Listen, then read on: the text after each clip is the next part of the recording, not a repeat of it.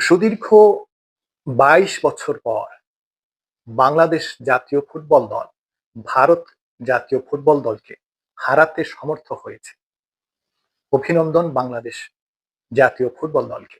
২২ বছর পরে দেশের মাটিতে এশিয়া কাপ বাছাইয়ে ভারতের বিপক্ষে যে ম্যাচটি হয়, সেখানে তারা কাঙ্ক্ষিত জয় পেয়েছে। এটা একটি গুরুত্বপূর্ণ বিষয়। তবে ততটা গুরুত্বপূর্ণ নয় যতটা গুরুত্বপূর্ণ শেখ হাসিনার বিরুদ্ধে মামলার রায়।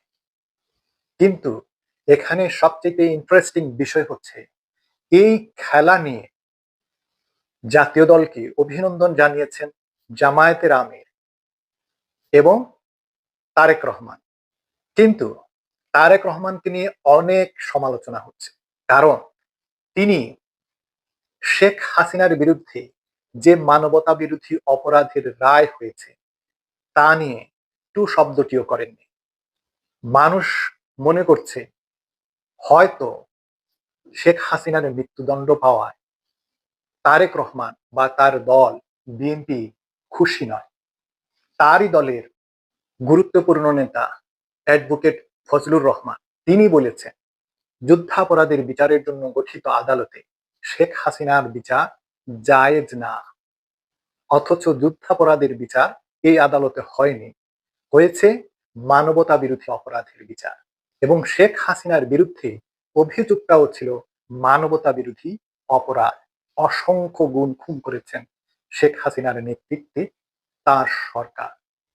শেখ হাসিনার নির্দেশের স্পষ্ট অডিও বার্তা রয়েছে। 2024 জুলাই থেকে 5 আগস্ট পর্যন্ত এই 36 দিনে উনি 2000-এর মতো তরুণ, যুবক, শিশু, কিশোরকে হত্যা করেছেন এবং এই হত্যাকাণ্ড তারই নির্দেশে হয়েছে। এই জন্য এই বিষয়ে যে সমস্ত তরুণেরা আন্দোলনে যুক্ত ছিল, মরণপণ লড়াই করেছে, নিরস্ত্রভাবে রাস্তায় বুক পেতে দিয়েছে, 2000-এর মতো শহীদ হয়েছে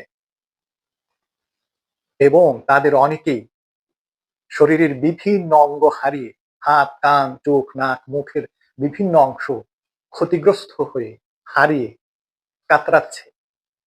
তাদের প্রতিনিধিরা, তরুণ প্রজন্ম মনে করেছিল তারেক রহমান এই রায়কে স্বাগত জানাবেন, কিন্তু তিনি ফুটবলকে গুরুত্বপূর্ণ মনে করলেন, এই রায়কে গুরুত্বপূর্ণ মনে করেননি।